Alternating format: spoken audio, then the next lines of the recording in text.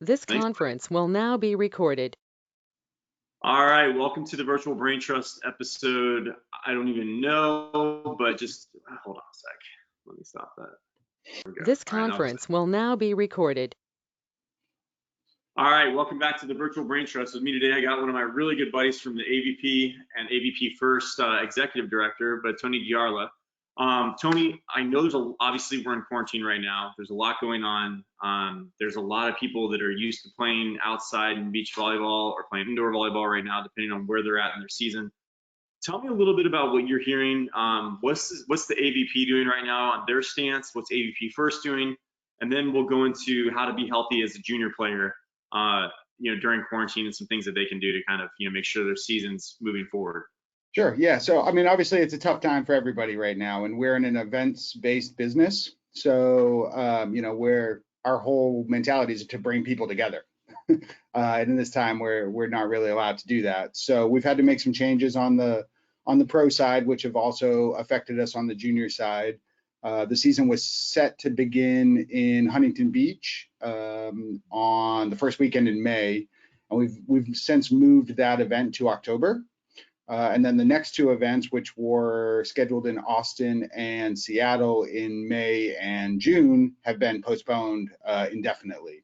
So the goal then for us is to kick off, if we can, if everything holds true to form and people do what they're supposed to do, and we see, the bell curve of this start to deteriorate and we're allowed to get back together, hopefully by July, we can really kick off the tour and run through the rest of the season and into the fall.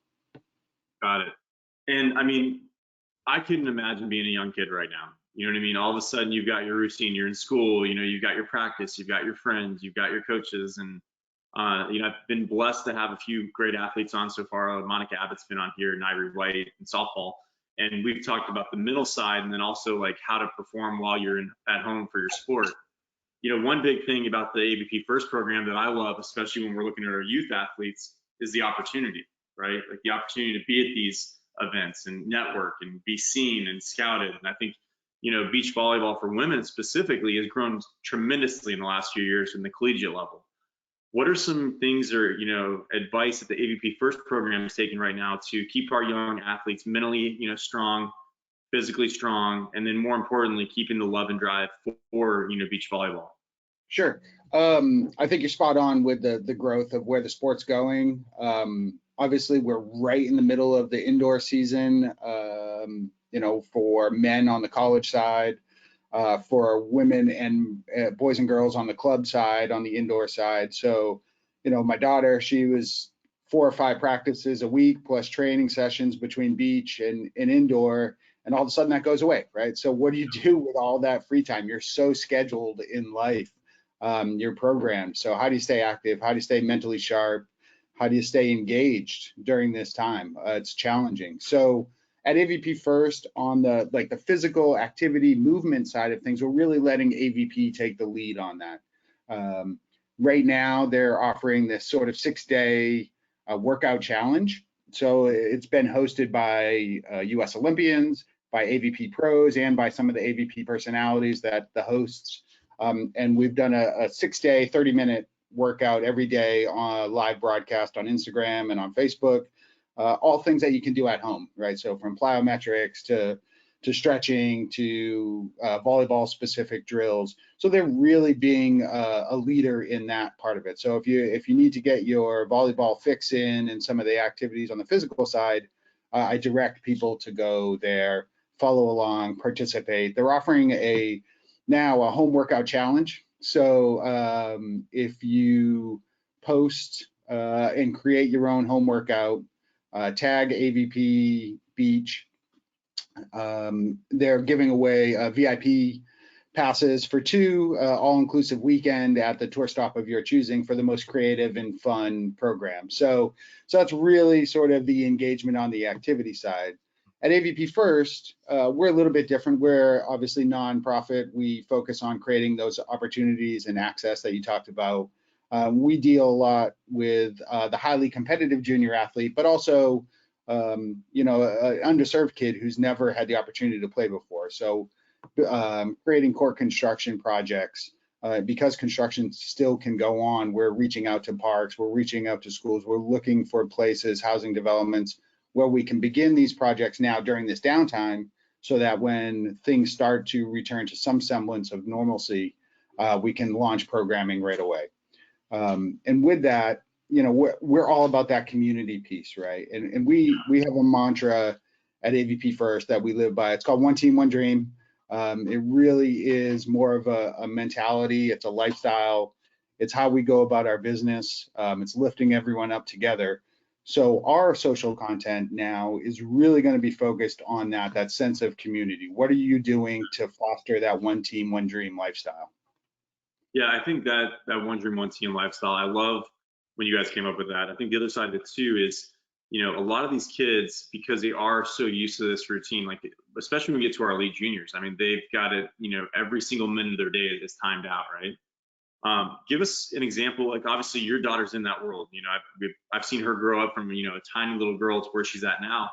And, you know, what are some things that, as a dad, because you've got to split the AVP First, you know, executive director and the dad role, right? Like you've got these two hats. Sure.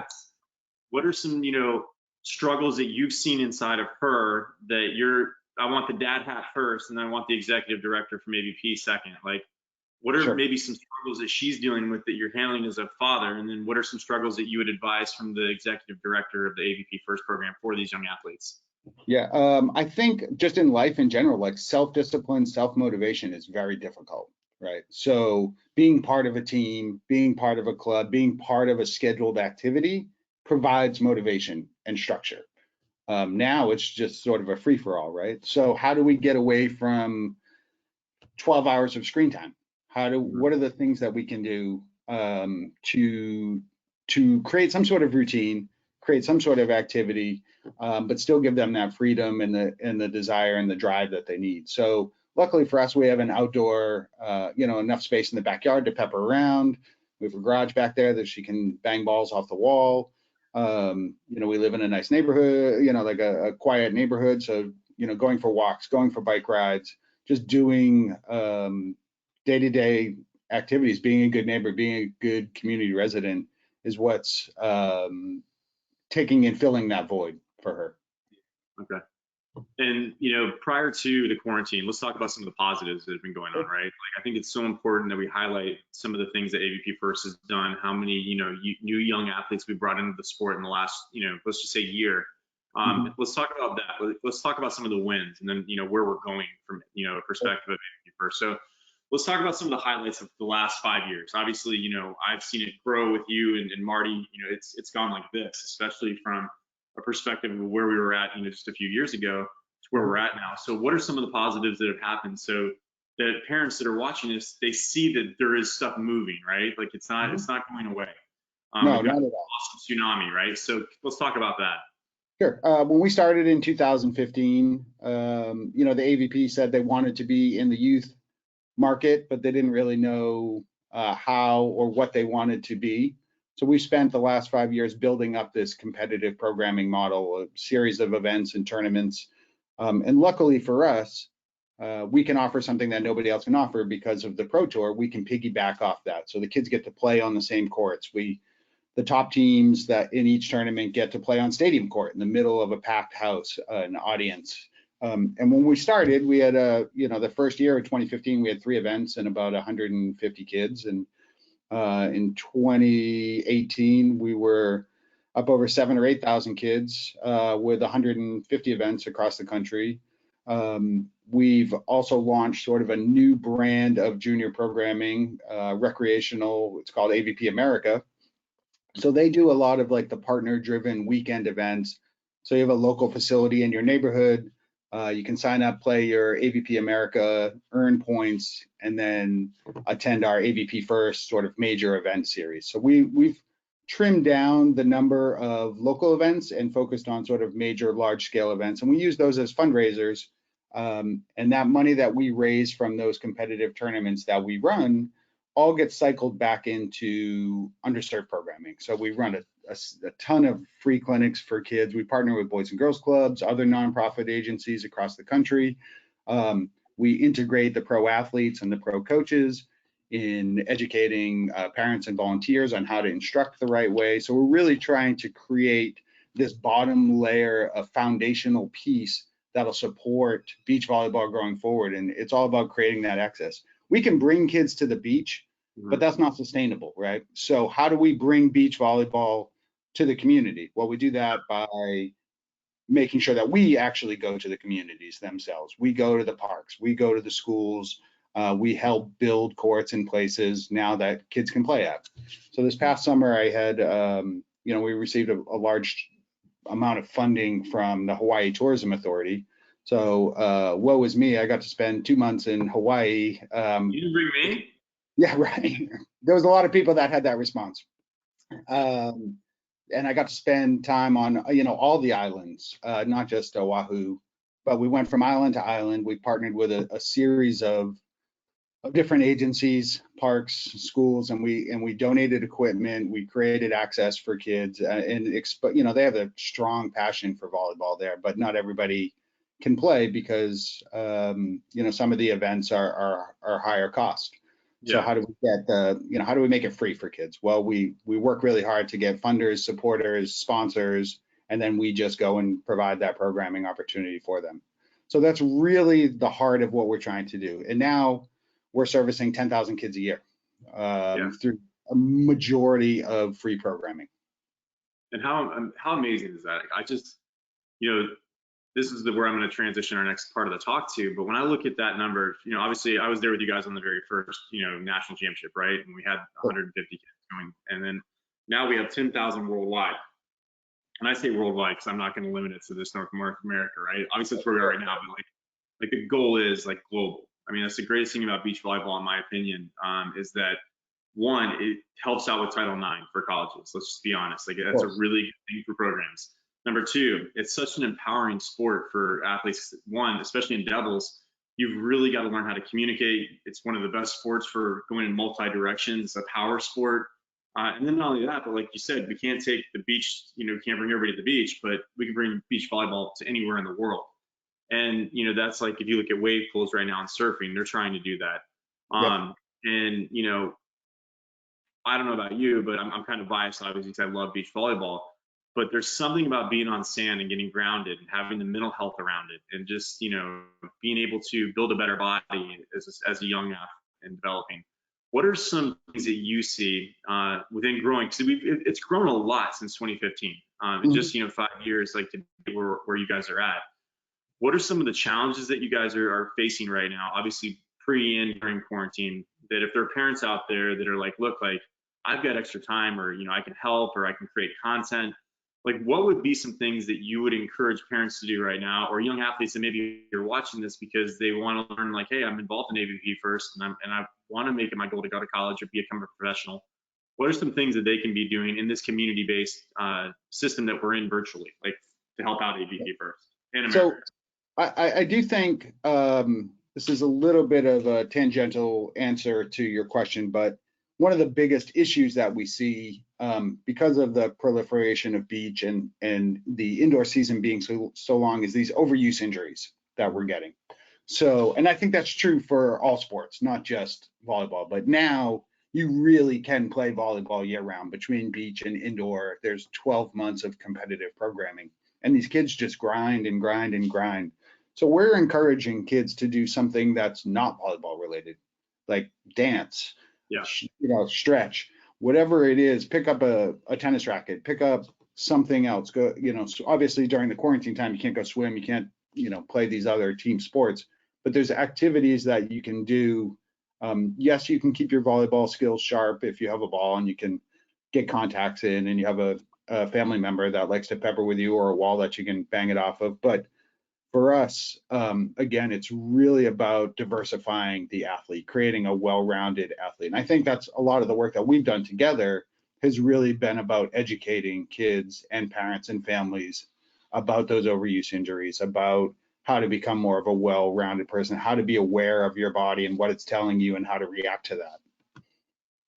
Yeah, I think that's a key thing, and I'm glad you brought that up, because I'm gonna actually entice you for another hour of your time next week. We're gonna I want to do some movement stuff with these kids. I think it's really important. I think if we can give these parents an opportunity to screen their kid, while they're home right now and see if there is any limitations that might be affecting their kids. Like, what about the perfect time to really work on your body? Like, this is Right. the first time our kids, a lot of them, are having anywhere this amount of time to recover and rest.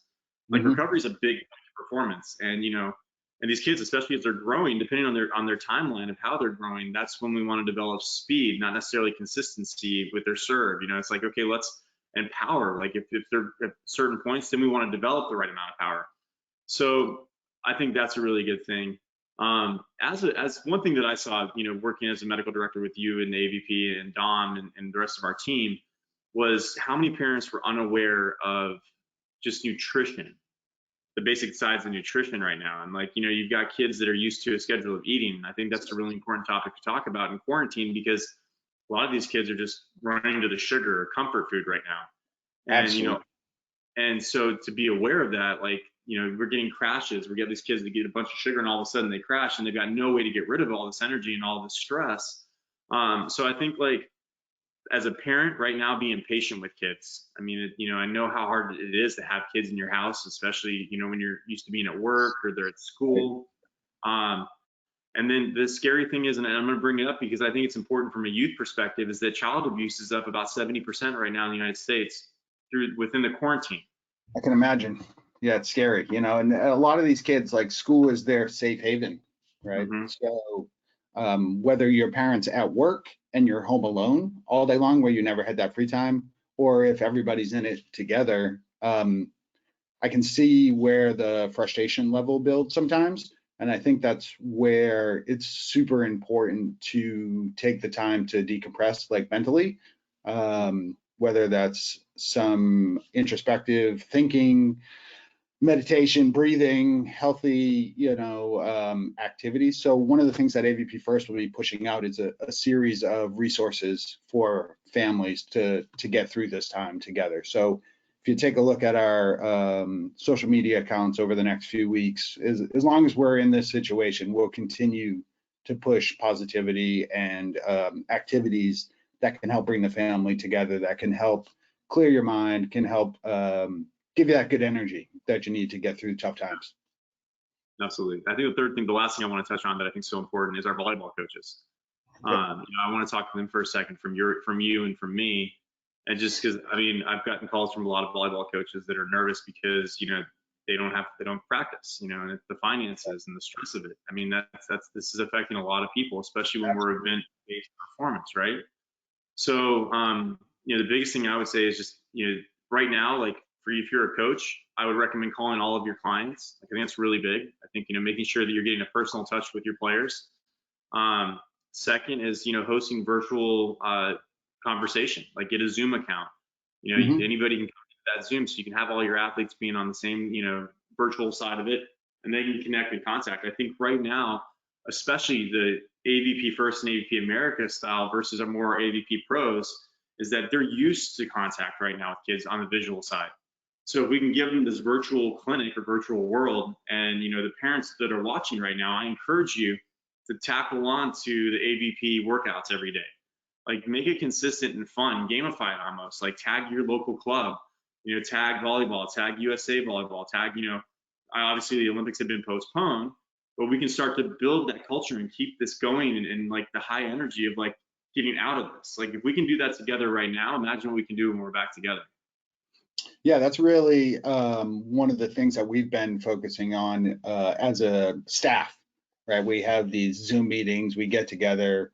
It's just enlightening, right? To have, we're such a connected society, to not have that human interaction. We've gotten so used to the overstimulation, then you just get it completely cut off. So what does that do to you? Like, where's that void? So things like this, chatting with inspirational people you care about, taking time to talk to your family. Like, I call my folks every day. There's just things that are happening that really sort of can be uplifting. And for those coaches out there, stay connected, right? Yeah. You have your group of folks, whether you're an indoor coach and you have a group of kids or you're doing private trainings, there's still a way to have an impact. There's still a way to stay engaged. Technology is pretty impressive. So use it to our advantage, and that there is a big difference between the kids that have access to the technology and the kids that don't. And I feel like that's a conversation for another time, because can lead us down a huge rabbit hole there. But for the competitive kids that do have the access, that have phones, there's a way to stay connected, and the coaches continue to provide content and positivity to their their group and their social sort of network of people. No, I think that's amazing. And, over the next, week or two, like Dom and myself, and, I've got Mitch Sadowski down in Florida, we're going to put out some videos for these players and saying like, look, here's 3 of the top mobility things that I would do if I was a young athlete right now, stuck at home. And parents, you want to get on these too. Here's some of the top like strength things that you can be focused on if you're actually growing, or here's some speed workouts if you're big, you can do at home in a small space. And then more importantly, like, who are providers that are open right now that are considered essential healthcare providers that, if you've got a kid who's dealing with an injury, like right now would be a great time to get them assessed, because now you have the time to do at-home care, take time to rest, take time to actually rebuild the body, so that when they come back, they can actually perform really well. Yeah, and it just happened at my daughter Isabella's last indoor tournament. She ran in, one of her teammates ran up on her chasing a ball down, and she rolled her ankle, and she was on crutches. She was on crutches for a week, and then she was, she's begun physical therapy. And sort of the silver lining is, at the time, it's the end of the world for a 13-year-old girl who all of a sudden can't play for 2 or 4 weeks. But she's using this time to get stronger, to rehab her ankle. So if you do have one of those nagging injuries, the resources that you guys are going to put out, we'd love to share with our network of folks, because it's invaluable for kids and for families. Cool. And if you, what books are you reading right now? If, for those that are watching, like, what are some books that you're reading right now? I just opened up the Beastie Boys book. Oh, nice. So that is, I need a little light levity right now. So I'm diving into that, and we'll see where that takes me. Awesome. Well, Tony, man, as always, I appreciate everything that you do for our youth, and what you've done since 2015, and what you continue to do, you and Marty and the team over there at AVP. I'm just so impressed. Thanks for taking the time for these parents at home right now that are trying to figure out, like, what do I do with my kid? And then more importantly, I love having you on the team and being a part of your team, brother. Yeah, and we appreciate all the support that you've given us over the years. We wouldn't be with, who we are without our extended AVP First family, and you're a big part of that. So thank you very much as well. Thanks, brother. And stay tuned. I'll go ahead and put Tony's information at the bottom of this on YouTube, so you can reach out to him if you're a parent, or say you're a company that can help support that right now. Again, it's a nonprofit. If you can help support youth athletics, especially in volleyball, this is a really cool way to do it. And right now we need to come together. So thanks everybody for your time. And Tony, thank you so much for being on. Appreciate you having me.